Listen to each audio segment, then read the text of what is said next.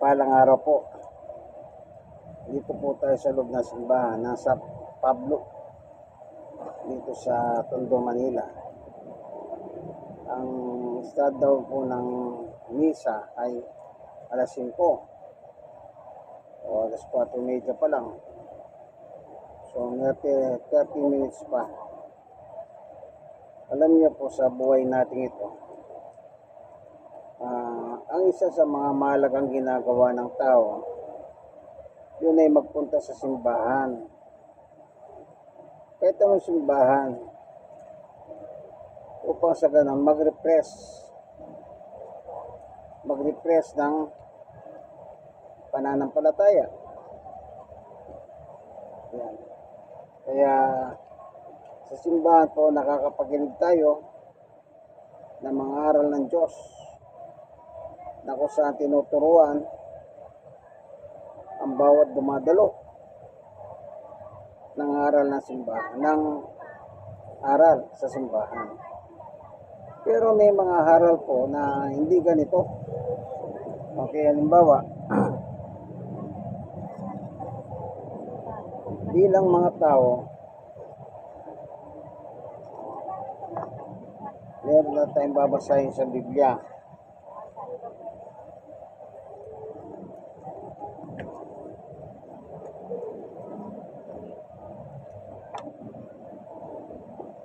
May mga tao na sa nag-aangad na sila'y maging kalugod-lugod sa Diyos. Pero may pagkakataon hindi naman po naging kalugod-lugod sa Diyos. Halimbawa na lang si San Pablo. Itong simbahan pong ito, ay tawag nila dito, Parish Church of St. Paul, dito po sa Bitas sa Tondo, Manila. Noong araw po, may mga taong reliyoso. Maski si Apostol Pablo po, sumasaksi siya, itong mga taong ito na tinutukoy sa Biblia ay mali yung pamamarahan ng kanilang ginagawa. Babasahin po natin Si San Pablo po, Apostol, siya po ay nakarating ng Roma. Siya po ay nangaral sa Roma. Sabi dito sa gawa, babasahin natin sa gawa 28:16. Pagdating namin sa Roma, si Pablo pinahintulutang manirahan sa isang bahay kasama ang isang kawal na magbabantay sa kanya. Kasi po yung panahon na ito, nililitis po si Apostol Pablo. Kaya nung nakarating siya sa Roma, meron po siyang isang bantay. Sa verse 23, kaya nagtakda sila ng araw, marami nga pumupunta sa initira ni Pablo pagsapit ng araw na iyon. Magwapo siyang nagpapaliwanag sa kanila at nagpapatotoo sa kaharian ng Diyos sa pamamagitan ng kautusan ni Moises ng mga sinaunang propeta. Sinikap niyang kayatin sila tungkol kay Jesus. 24. May naniwala, mayroon din namang hindi naniwala sa kanya. Sinabi, sa kanyang pangangaral po sa bansang Roma, merong naniwala, merong hindi naniniwala. Ganyan po kasi ang reliyon. May kanya-kanya pong paniwala ang tao, sabi nga ng iba, yung salitang respeto. Respeto mo ako, yun ang reliyon ko, sabi nila. Yan. Sa 30, verse 30, nanira si Pablo sa Roma ng 2 taon sa bahay na kanyang inuupahan at tinanggap niya ang lahat ng pumupunta sa kanya. Ganito yun, sa ibong tapang na at malayang nangaral tungkol sa kaharian ng Diyos at sa Panginoong Jesucristo. Maliwanag po, 2 taon siyang nanirahan sa Roma. Nandun po siya sa isang house arrest kung tawagin. Kasi naka-house arrest si Pablo, ay nililitis siya sa kanyang pangangaral. Sa kanyang pangangaral. Kaya si Pablo po ay nakarating ng Roma upang siya po ay mangaral. Hindi po si San Pedro nakarating ng Roma, si Apostol Pablo po ang nakarating sa Roma. Ngayon, meron po siya sinulat dito sa Roma, sa chapter 10, babasahin po natin.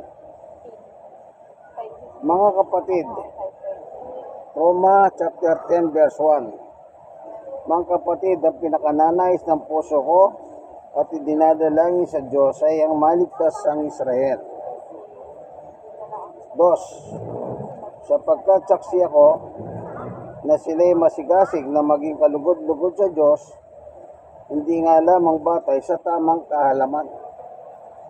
3. Dahil hindi nila kinilala ang pamamaraan ng Diyos upang gawing matuwid ang tao at nagsikap silang gumawa na sila ng sarili nilang pamamaraan. Hindi sila nagpasakop sa pamamaraan tinakda ng Diyos. Ayun. 4. Sapagkat si Kristo ay ang kaganapan ng kautusan upang ituring na matuwid ang Diyos ang sino man sumasampalataya sa Kanya. Kaya nangaral po siya sa bansang Roma. At ang pinangaral po niya ay walang iba kundi si Jesus. Si Jesus. Kaya sabi sa verse 4, sapagkat si Kristo ang kaganapan ng kautusan. Yung ula po sa Biblia ng mga kautusan sa Old Testament, yung kaganapan kay Jesus, anong nakalagay? Upang ituring na matuwid ng Diyos ang sino mang sumampalataya sa Kanya. Kay Jesus. Kasi po, ang totoo niyan, wala po talagang matuwid na tao. Dito sa sulat ni Apostol Pablo sa Roma 3:10, ayon sa nasusulat, walang matuwid, wala kahit isa. Wala palang matuwid kahit isa, sabi niya. Pero kapag ikaw ay sumampalataya sa ating Panginoong Yesus, ay nagiging matuwid ka, kaibigan, sa harap ng Diyos. Amen. Kaya ang ginawa ni Pablo, magbuhat ng makonvert po siya sa Christianity. Siya po ay nangaral. At pinangaral niya ay walang iba kundi si Jesus. Basahin natin yung conversion niya sa Gawa chapter 26 verse 12. Iyan ang layunin ng pagpunta ko sa Damasco. Taglay ang kapangyarihan at pahintulot ng mga punong pare. 13. Katanghalian tapat habang kami naglalakbay, nakita ko, Aring Agripa, ang isang nakakasilaw na liwanag mula sa langit. Ito'y maliwanag pa kaysa araw. Totoo, nakakasilaw ang liwanag sa paligid namin magkakasama. 14. Kaming lahat ay natumba sa lupa at narinig ko ang isang tinig na nagsasabi sa akin sa wikang Hebreo, Saulo, Saulo, bakit mo ako pinag-uusig? Sinasaktan mo ang iyong sarili sa ginagawa mong yan para mo nang sinisipa ang matulis na bagay.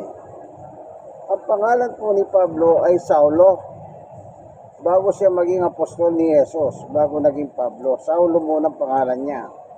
At ang kanyang reliyon ay Pariseo. Udyo po siya, isa siya sa 12 tribo ng Israel na kung tawagin ay Benamita. Yung 12 tribe of Israel ay dito sa likod nito. Tingnan natin ano.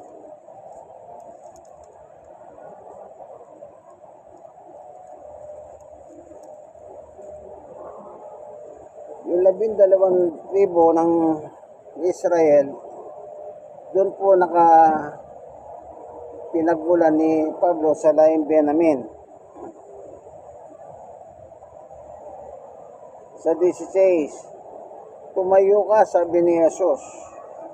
Nagpakita ko sa iyo upang italaga ka bilang aking lingkod at magpatotoo tungkol sa mga nakita mo ngayon at sa ipakikita ko pa sa iyo.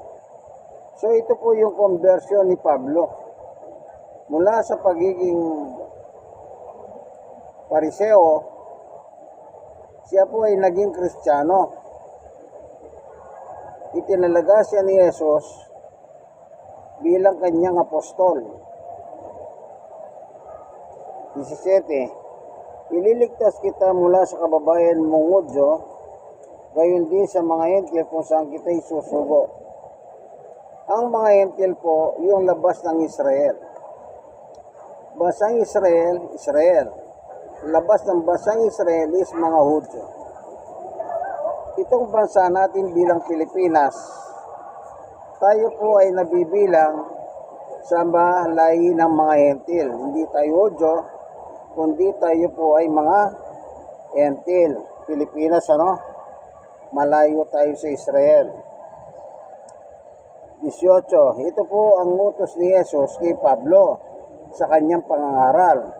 So magsisimula na po siya mangaral kasi itinalagaan na po siya ng bilang apostol. Imumulat mo ang kanilang mga mata. Ang mga hentil ang tinutukoy dito, hindi po mga Hudyo. Imumulat mo ang kanilang mga mata, ibabalik sila sa kaliwanagan mula sa kadiliman, ililigtas sila sa kapangyarihan ni Satanas, at ibabalik sa Diyos. At sa pamamagitan ng pananampalataya nila sa akin, sabi ni Jesus, sila'y patatawarin sa kanilang mga kasalanan at mabibigyan ng lugar kasama ng mga taong ginawang banal ng Diyos. Kapag ang isang tao po ay sumampalataya kay Jesus, ito yung tinutukoy ni Pablo. Walang matwid kahit na isa. Pero pag sasampalataya ka kay Jesus ay anong sabi niya? Ay magiging matwid po tayo. Tatandaan niyo po yan. Tayo po ay magiging matwid sa harapan ng Diyos. Yung binasa natin kanina, magiging matwid ka sa harapan ng Diyos. Kaya bilang tao, ano lang ang dapat natin gawin? Sumampalataya po tayo sa Panginoong Jesucristo. Tanggapin natin siya bilang Panginoon at tagapagligtas ng ating buhay. Ano po? Walang iba kundi ang ating Panginoong Jesucristo. Tandaan niyo po yan, ang ating Panginoong Yesus po ang ipinangaral ni Pablo. Kasi po yun ang sabi ni Jesus. Ipangaral mo ko, sabi niya, sa mga hentil kung saan kita isusugo. Kaya tayo po bilang mga tao, Pilipino, ang kinikilala po nating apostol bilang mga Pilipino, lalo na po dito sa Manila, Tondo, ay walang iba po kundi si Apostol Pablo ng Biblia. Apostol Pablo. Kasi po siyang tinalagaan ni Jesus upang mangaral sa mga hentil o mga Pilipino. Purihin ang Panginoon. Dito po sa nakasulat sa Biblia, meron pang nakasulat dito eh. Po, hanapin lang natin ano.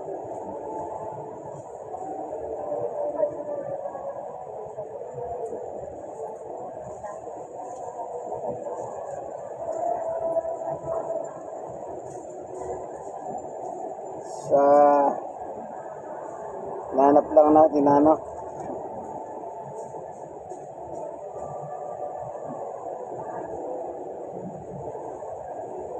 sa ito sa Gawa chapter 13 verse 28 and 29. Tingnan po natin ano sabi niya po ng kasulatan ni Pablo. Si Apostol Pablo po to. Dapat ninyong malaman mga kapatid na sa pamamagitan ni Jesus ay pinangaral sa inyo ang kapatawaran ng mga kasalanan. 39. At ang lahat ng sumampalataya sa Kanya kay Jesus ay pinalaya sa lahat ng pagkakasala, at mula sa mga ito hindi kayo kayang palayain ng kautusan ni Moses. Kita niyo po, yung kautusan ni Moses na binigay ng Diyos doon sa bundok. Ang sabi ni Pablo, hindi tayo pwedeng palayain doon sa kautusan ni Moses. Kaya sa ating panahon ngayon, ano man ang lahi mo kaibigan, Hudyo ka man o hindi, ang kailangan lamang sumampalataya tayo sa ating Panginoong Jesucristo. Ito po yung sinasabi ni Pablo. Kasi nung makonvert po si Pablo, nang maging Kristiyano na siya, ang ipinangangaral niya po, yung sinabi ni Jesus sa kanya. Sapagkat ang aral ni Pablo ay galing sa ating Panginoong Jesucristo. Tingnan niyo po yung sinasabi ni Apostol Pablo dito po sa Galacia. Meron po tayong mababasang ganito. Dito po sa Galacia chapter 1 verse 12 and 11-12. Sabi ni Pablo, mga kapatid, ang nais kong malaman ninyo na magandang balitang ipinangangaral ko, hindi katanang tao. 12. Hindi ko ito tinanggap mula sa tao, at hindi rin itinuro sa akin ng sino man tao. Si Jesucristo mismo ang nagayag nito sa akin. So, yung pinangangaral po pala ni Apostol Pablo sa kanyang panahon ay ang nagturo, ang nagpahayag sa kanya ay walang iba kundi ang ating Panginoong Jesucristo. Ito po yung journey to Damascus. Nung papunta siya sa Damascus, may dala siya sulat upang huliin yung mga mananampalataya kay Kristo. Doon niya po kinatagpo ni Jesus. Yun po yung nakasulat sa Gawa 26:12 hanggang 18 binasa ko. Na habang naglalakbay sila, nakakita sila napakaliwanag na sinag na mas maliwanag pa sa sikat ng araw. At bigla po silang natumba. At sa ganung kalagayan, nagsalita po ang Panginoong Yesus mula sa langit at kinakausap niya si Apostol Pablo. Kaya nagtanong si Pablo, tinanong niya yung tinig na kanya naririnig. Anong sabi ni Pablo? Sino ka, Panginoon? Ang sabi niya. Ang sabi ni Jesus, ako si Jesus. Yung pala nagsasalita sa kanya nang sila po ay natumba sa journey to Damascus, ay wala pong iba kundi ang Panginoong Jesucristo. Kaya sabi ni Jesus, ako si Jesus na iyong pinag-uusig. Yan po yung kalagayan ni Pablo. Before na maging apostol siya ng ating Panginoong Yesus, sinusig niya muna mismo ang ating Panginoong Jesucristo.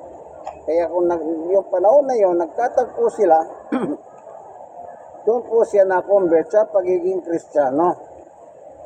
Ibig sabihin, binitawan niya po ang kanyang pagiging Pariseo, kasi reliyon ni Pablo, Pariseo. Ang pangalan niya, hindi Pablo, kundi Saulo. Pero nung ma-convert na po siya, ang pangalan niya ay Pablo, Apostol Pablo. Kaya magmula noon, nangaral po siya sa mga Entil. At tayo pong mga Pilipino ay kabilang sa lahi ng mga Entil. Po. So isa lang ang aral. Sabi niya, pag sumampalataya ka kay Jesus, ikaw ay magiging matuwid sa paningin ng Diyos. Sige po, inyong kaibigan kay Jesus, Brother Manny Bautista. Hanggang dito na lamang po ang ating munting video. Nasa loob tayo ng simbahan ng San Pablo. Dito po sa Tondo. Ako po, yung Parish Church ng San Pablo sa Bitas, sa Tondo, Manila. God bless us all. Bye-bye.